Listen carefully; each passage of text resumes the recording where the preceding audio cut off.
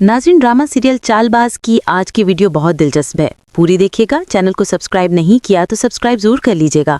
ईशल अपनी माँ को कहती है, अम्मी मैं आशिर को कामयाब इंसान बनते देखना चाहती हूँ। ना उसे ससुराल के टुकड़ों पर पलना अच्छा लगता है, ना मुझे। वो जो कर रहा है करने दें। रह गई बात मेरी, मैं गुजारा कर लूँगी। घर छोटा बड़ा नहीं होता, घर होता है। प्लीज़ डैड, आशिर को प्रेशराइज करना छोड़ दें, उस पर भरोसा करें। जरीना कहती हैं, और जो लोग बातें बना रहे हैं उनका क्या, कि हमारा दामाद एक बाइक पर घूम रहा है और हम उसे एक गाड़ी तक नहीं लेकर दे सकते। ईशल कहती है, आपको लोगों की परवाह कब से होने लगी? लोग बातें बनाते हैं तो बनाते रहें। अगर आशिर ने 15 दिन का कहा है तो 15 दिन इंतज़ार कर लें। मुझे भी आपके घर में रहना अच्छा नहीं लगता। यह आपका घर है, मुझे मेरा घर चाहिए अम्मी, और मैं अपने घर के लिए अपने शौहर का पूरा साथ दूंगी।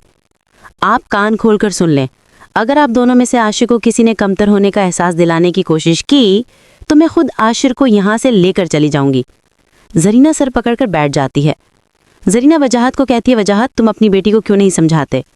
वजाहत कहता है, मैं क्या समझाऊं ईशल को, मुझे लग रहा है कि वो दोनों ठीक कर रहे हैं। काश खाता पुर उम्मीद है, वो ज़रूर कामयाब होगा।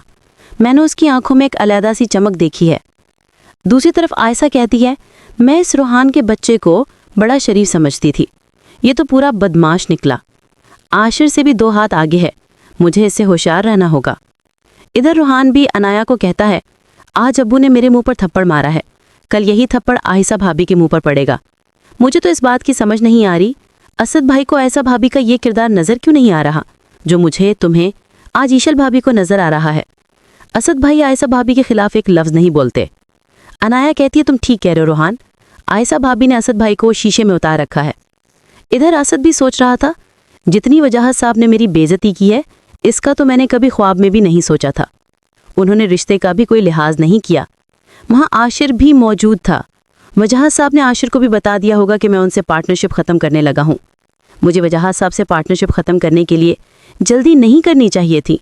गलती कैसे हो गई मुझसे? मैंने कॉन्ट्रैक्ट साइन करने से पहले पढ़ा क्यों नहीं?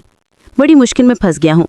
कॉन्ट्रैक्ट ख़त्म करता हूँ तो कंपनी को बहुत नुकसान होता है, और कंपनी नुकसान बर्दाश्त करने की पोजीशन में नहीं है। बहुत बेइज्जती होगी मेरी। इधर आशिर अपने बात को कहता है, बाबा असद भाई वजाहत अंकल के साथ पार्टनरशिप ख़त्म करना चाहते हैं, और पार्टनरशिप ख़त्म करने की सूरत में हमारी कंपनी को बहुत नुकसान होगा, क्योंकि वजाहत अंकल ने कॉन्ट्रैक्ट में ये शर्त रखी थी, कोई भी पार्टनरशिप ख़त्म करेगा तो उसे सारा मुनाफा छोड़ना पड़ेगा।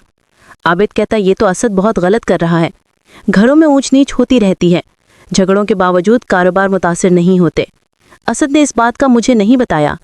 आशिर कहता है, बाबा मेरे लिए दुआ कीजिएगा, मैं अपना नया कारोबार शुरू करने वाला हूँ। आबिद आशिर को कहता है, मेरी दुआएं तुम्हारे साथ हैं, इंशाल्लाह तुम्हें कामयाबी मिलेगी। असद के कॉन्ट्रैक्ट पर कॉन्ट्रैक्ट कैंसिल हो रहे थे, बिजनेस बहरान का शिकार हो रहा था, असद की परेशानी बढ़ती जा रही थी।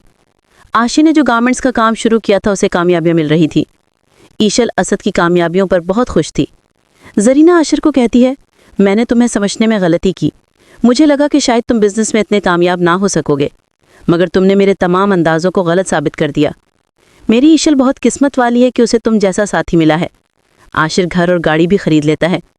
आयशा की मनमानियाँ जारी थीं, वो असद को आशिर और ईशल के खिलाफ मुसलसल उकसा रही थी। रूहान कहता है, भाई अपने चारों तरफ नज़रें दौड़ाएं, आखिर ऐसा क्या हो गया है कि सारा बिजनेस ज़मीन पर आ गिरा है? अब्बा जान का नाम खराब हो रहा है। बाबा ने इस बिज़नेस को दिन रात एक करके कामयाब किया था। असद कहता है, तुम्हारा क्या मतलब है? मैंने इस बिज़नेस को चाइनीज़ फूड की तरफ मोड़ा है, तो ऐसा हो गया है